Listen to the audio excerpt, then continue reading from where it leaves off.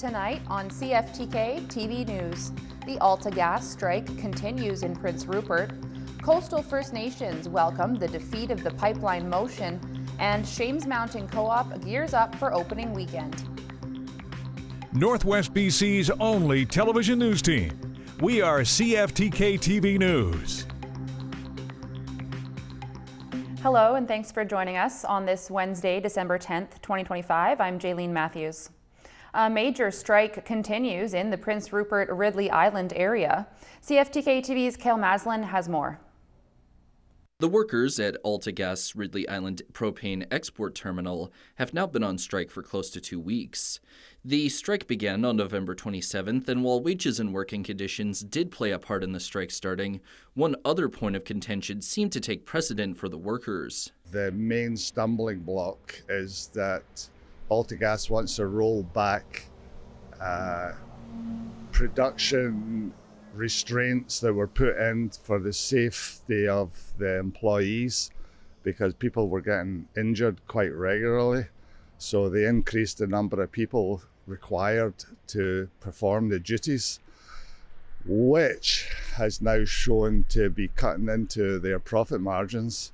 So they wish to walk back what they implemented. The safety plan in question is known as the Minimum Safe Manning Plan, which limits the number of propane transfers a crew can conduct.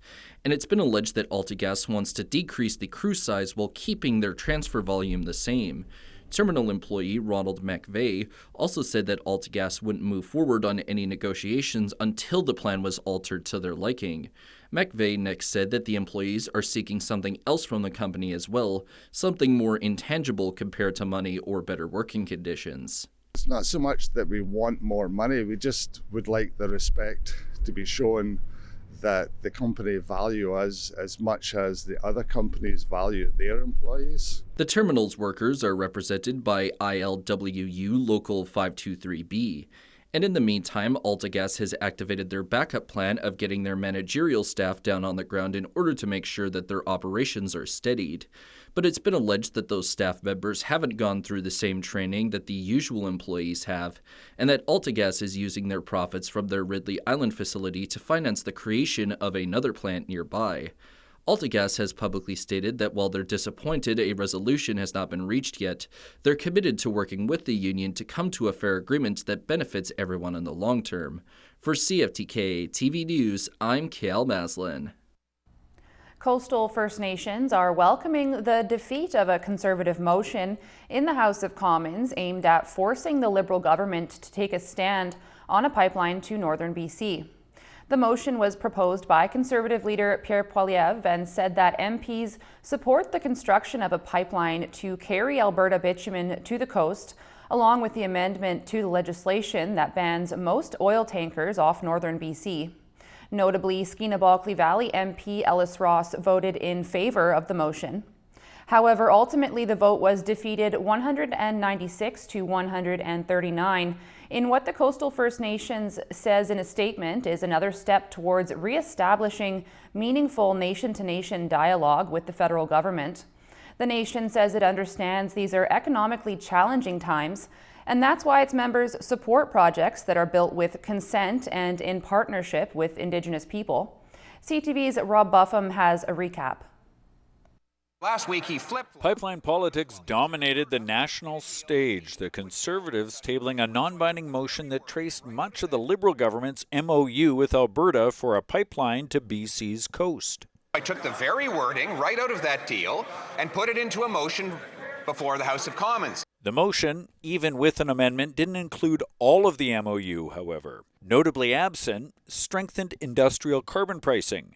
Cherry picking, said the Prime Minister. I don't think there's a limit on the size of motions. And in fact, since the MOU is already translated, I think it would be very easy to take the entire MOU in both official languages. The back and forth classic political saber-rattling, says former BC Premier Christy Clark. These kinds of stunts come up in Parliament when the opposition smells in division within the government ranks. With some Liberal MPs openly opposed to a pipeline, the motion and its amendment, which both failed, were intended to draw out those fractures in the government. Ironically, this Conservative motion actually reveals some fissures on the Conservative side as well, because they didn't adopt all of the language from the MOU that was signed between Alberta and the federal government. One group seemingly unified, Coastal First Nations, who traveled to Ottawa to voice their ongoing opposition to lifting the oil tanker ban. Something needed if a pipeline goes to the North Coast, and an item in both the MOU and Tuesday's motion. The North Coast and Haida Gwaii is not just the source of our current economic livelihoods, but it's our home, it's our responsibility to look after. Clark says based on her experience with LNG, carving out exemptions to that ban could still happen. Your first position if on something is often, no, forget it, we're not doing it. But all of us know that many of us change our positions on things over time as discussion happens. Meanwhile, BC's Energy Minister calls the idea of a new pipeline fantasy. Not surprised that the House of Commons has taken a full day to debate a project that still doesn't exist. We in BC have lots of projects that do exist. The Alberta government has until July 1st to apply to the Fed's Major Projects Office for approval for a new bitumen pipeline. Expect many more political fireworks before Canada Day. Robert Buffum, CTV News, Victoria. Powder hounds can get excited as snow is in the forecast and lifts will spin at Shames Mountain this weekend. The co-op's opening day is set for the 13th of December. First lift is at 9 a.m. and the mountain asks patrons to please be patient as they have new employees across all departments.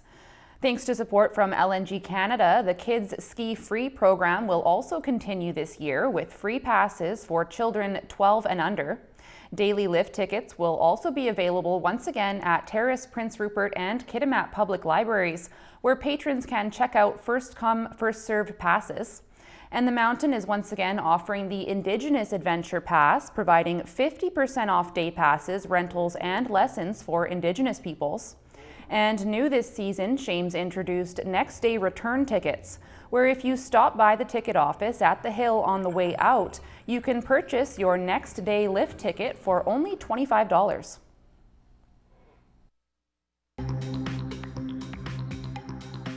Coming up next, a new bill targets hate crimes and femicide. There are only a few weeks left of 2025, and already Canadians are worried about how they'll be able to afford food, debt, and housing costs next year. The financial fears come as the Bank of Canada announces it's holding rates steady. The malls may be busy, but this year many Canadians are focused less on presents and more on presents. Me and all my friends make gifts for each other, and I feel like that makes it so much more lasting, and it's not like a cost worry thing in the holidays. This holiday season, economic anxiety is high. According to a new Nanos report, 42% of people rank grocery prices as their top financial concern. 17% say their biggest concern is personal debt. 16% housing costs, 8% job security, and just 8% say they have no financial concerns. You roll all that stuff up, and it's interesting, just paying for the groceries being the top concern that people think that they're going to have when it comes to 2026. So it's pretty basic. The financial stress being tied to uncertainty around tariffs and the high cost of living. If it was me, we'd be vegetarian, but I have good Canadian hockey players. They like their meat, milk, and cereal. And for those wishing for prices to come down, the Bank of Canada says that would actually be bad news. If we were to try to push the whole price level down, that would cause a severe recession in Canada. Nobody wants that. So what can Canadians do to help their financial future? Experts say try tracking where money is coming in and going out. Some lifestyles aren't sustainable anymore. Things have just gotten really expensive. So what you want to do with those big purchases, I think, is either avoid them or delay them or partition them. And maybe that's the best way to go. Overall, inflation is expected to remain steady next year, with the Bank of Canada expecting it to hover around 2%. Annie Bergeron-Oliver, CTV News, Ottawa. A bill has been tabled in Ottawa aiming for stricter laws surrounding hate crimes and gender-based violence. That happened on Mother's Day 2003. A survivor of attempted intimate partner femicide, Necka McGregor feels lucky she didn't end up a statistic. In 2024, 187 women in Canada were killed violently.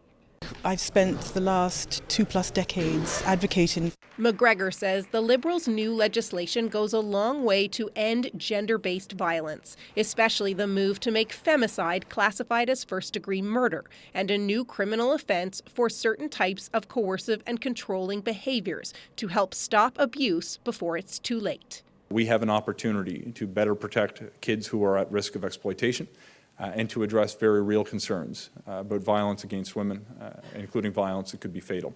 If passed, C-16 will restore a dozen mandatory minimum penalties previously found unconstitutional, but also give courts some discretion to order shorter sentences to address the problem of potential charter infringement. The bill also makes it illegal to distribute deepfakes without someone's consent. Unless you do XYZ, then I'm going to share that with your family. I am going to post it to all of your friends. And, children are rightfully terrified. This cybersecurity law expert says the bill closes a critical loophole and legislation is long overdue. The delay in introducing this law has had a profound effect on kids. There is some overlap from the beleaguered Trudeau-era online harms bill, mainly the requirement for internet service providers to notify police about any child porn. But the Justice Minister says this isn't a copy and paste. He hopes to have the support of all parties to pass this bill. It's not yet clear if he will. And turning now to your Northwest BC weather report.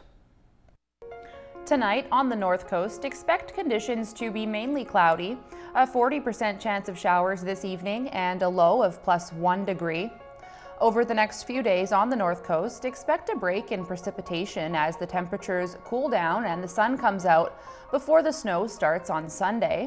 Daily highs from 3 degrees dropping down to -4, overnight lows from -1 down to -7. Tonight in the Terrace-Kitimat area, expect periods of rain ending this evening, then partly cloudy. Winds from the south at 20 kilometers an hour, becoming light late this evening, a low of -4 degrees. Over the next few days in the Terrace-Kitimat area, expect some sunshine before the clouds come in on Saturday and flurries start up. Daily highs from freezing dropping down to -12 degrees. Overnight lows from -6 down to -13 degrees. Tonight in the Bulkley Valley and Lakes District, it's looking like periods of snow ending this evening, then clearing, about 2 centimeters. Winds up to 15 kilometers an hour, a low of -14, wind chill -18 overnight. Over the next few days in the Bulkley Valley and Lakes District, expect sun and clouds as well. Snow beginning on Saturday, daily highs between -4 and -9 degrees, overnight lows from -9 down to -14 degrees. Checking your highways around Northwest BC now. On Highway 16, watch for bridge maintenance and road maintenance, also water pooling, slushy and slippery sections and compact snow. On Highway 37, watch for slippery sections, fog patches, water pooling, compact snow. On Highway 37 North, there's limited visibility, also compact and drifting snow. On Highway 37A, a section with falling rocks, also slippery sections and compact snow. On Highway 118, slippery sections, the Niska Highway, slippery sections. And this is what the roads were looking like this afternoon around the region from the view of the province's highway cams.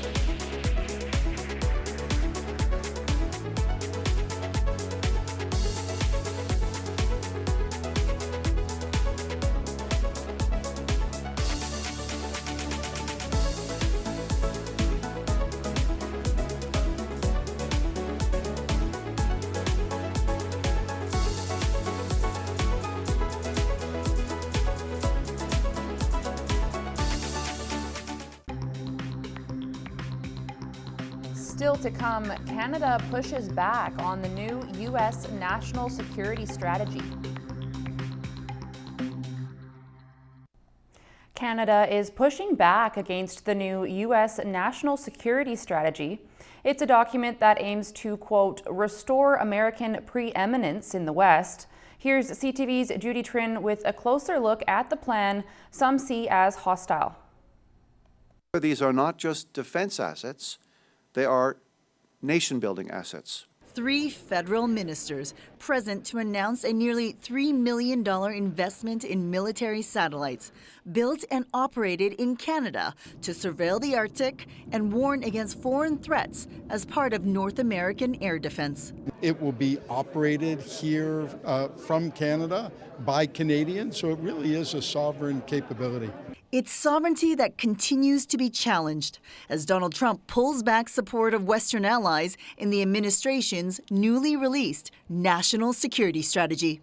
And what the United States of America chooses to do through its national security strategy is its choice. What we intend to do here with a new Canadian national security strategy is our choice. So we will continue to manage the relationship well. The White House document calls for the U.S. to restore American preeminence in the Western Hemisphere and demands other nations make the U.S. its partner of choice while discouraging collaboration with others.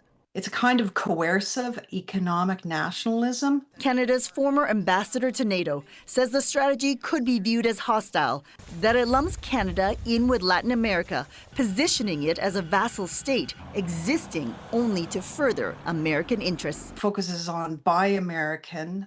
We're going to push out competitors out of your markets because we're going to be the preeminent power in the region. The Trump doctrine seeks to weaken China. It also calls for Europe to stand on its own 2 feet and is against NATO expansion.